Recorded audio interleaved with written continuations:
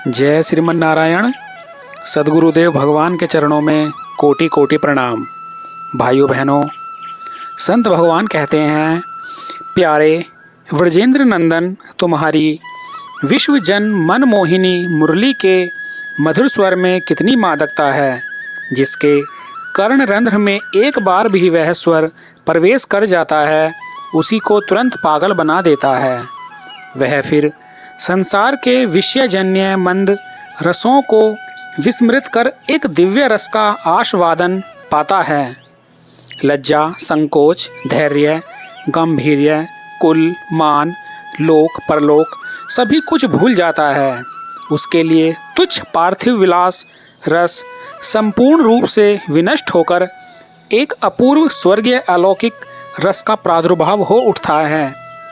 उसकी चित्त वृत्तियों की सारी विभिन्न गतियां मिट जाती हैं और वे सब की सब एक भाव से एक ही लक्ष्य की ओर एक ही गति से प्रवाहित होने लगती हैं।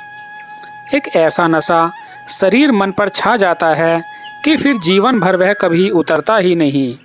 जब कभी उतरता है तो अहम को लेकर ही उतरता है। ऐसे ही नशे में चूर होकर भाग्यवती ब्रजवालाओं ने कहा था, दूध दुहयो सीरो परियो तातो न जमायो बीर, जामन दयो सो धरियो धरियोई खटाएगो। आन हाथ आन पाए सभी के तब हीते, जब हीते रसखानी ताननी सुनाएगो। ज्यों ही नर त्यों ही नारी, तेसी ये तरुणी बारी, कहिए कहा री सब ब्रज बिल लाएगो। जानिए आली यह छोरा जसोमती को बांसुरी बजाएगो कि बिस बगराएगो। जिस शुभ क्षण में ब्रजमंडल में तुम्हारी बंसी बजी, उस क्षण ब्रज के प्रेमी जीवों की क्या दशा हुई थी। इस बात का मधुराति मधुर अनुभव उन्हीं सौभाग्यशाली भक्तों को होता है। हम लोग तो उसकी कल्पना भी नहीं कर सकते, पर सुनते हैं कि तुम्हारी उस वंशी की ध्वनि ने जड़ को चैतन्य और चैतन्य को जड़ बना दिया था, सारे कामियों को विशुद्ध प्रेमी बना दिया था।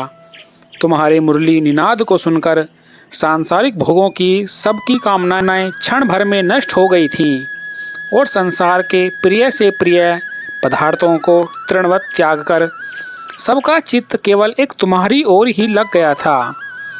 यही तो सच्चा प्रेम है, जब तुम्हारे लिए, तुम्हारे प्रेम के लिए अपने सारे सुख, सारे भोग, सारे आनंद, यहाँ तक कि मुक्ति तक का त्याग करने की तैयारी होती है, तभी तो तुम्हारा प्रेम प्रस्फुटित होता है। फिर संसार में रहने या उसे त्याग करने से कोई मतलब नहीं रह जाता।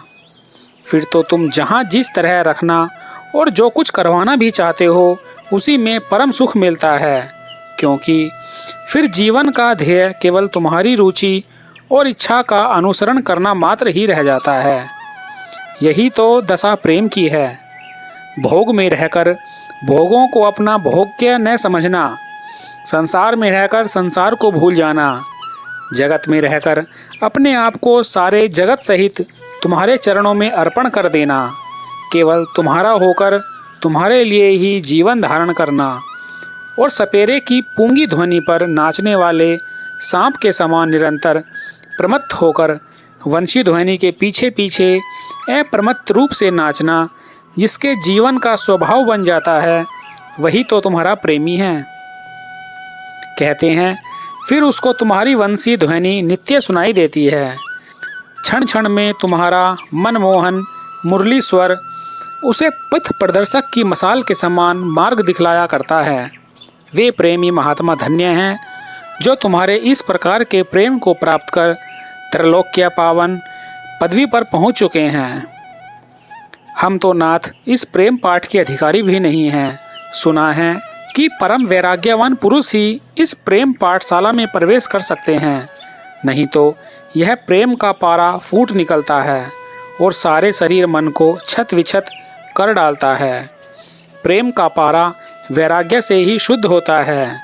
वैराग्य के अभाव में तो नीच काम प्रेम के सिंहासन पर बैठकर सारी साधनाओं को नष्ट भ्रष्ट कर डालता है। अतः हे प्रभु, भोगों में फंसे हुए हम संसारी जीव इस दिव्य प्रेम लीला की बात करने का दुस्साहस कैसे कर सकते हैं। हम तो दीनहीन पतित पामर प्राणी हैं। तुम्हारे पतित पावन स्वरूप पर भरोसा किए दरवाजे पर पड़े हैं, परंतु हे नाथ, हम में न तो प्रेम है, न भक्ति है और न श्रद्धा है। फिर किस मुँह से तुमसे कहें कि हे प्रभु तुम हमारी रक्षा करो? फिर हम किस मुँह से कहें कि हे प्रभु तुम हमारी रक्षा करो? तुम भक्तों के परम सखा हो, जो जगत का सारा भरोसा छोड़कर केवल तुम्हारी दया पर ही निर्भर करते हैं। तुम भक्तों के परम सखा हो, जो जगत का सारा भरोसा छोड़कर केवल तुम्हारी दया पर ही निर्भर हैं। उनकी तुम रक्षा करते हो। हम तो संसार आसक्त भक्तिविहीन दीनहीन प्राणी हैं। किस साहस से तुमसे उद्धार के लिए प्रार्थना करें? परंतु नाथ, तुम दीन बंधु हो, तुम अनाथों के नाथ हो, तुम अकारण ही कृपा करते हो। सुना है कि तुम केवल दुखियों और दुराचारियों का दया या दमन के द्वारा परित्राण करने के लिए ही जगत में बार बार अवतार लेते हो। हे प्रभु, हमसा दुखी और दुराचारी कौन होगा? दुखियों के दुख और पतितों के पातक तुम्हारे सिवा कौन नाश करेगा? तुम ही तो अशरण के शरण और अनाथ के नाथ हो। तुम ही तो अगति के गति और निर्बल के बल हो। तुम ही तो स्नेहमयी जननी की भांति अपनी दुर्गुण संतान से प्यार करने वाले हो। हे प्रभु, आप ही बताओ, तुम्हें छोड़कर इस विपत्ति पंख से निकलने के लिए किसे पुकारें? ऐसा कौन है जो तुम्हारी तरह बिना ही हेतु दया करता है? हे प्रभु, हमें इस दुख सागर से पार कराओ।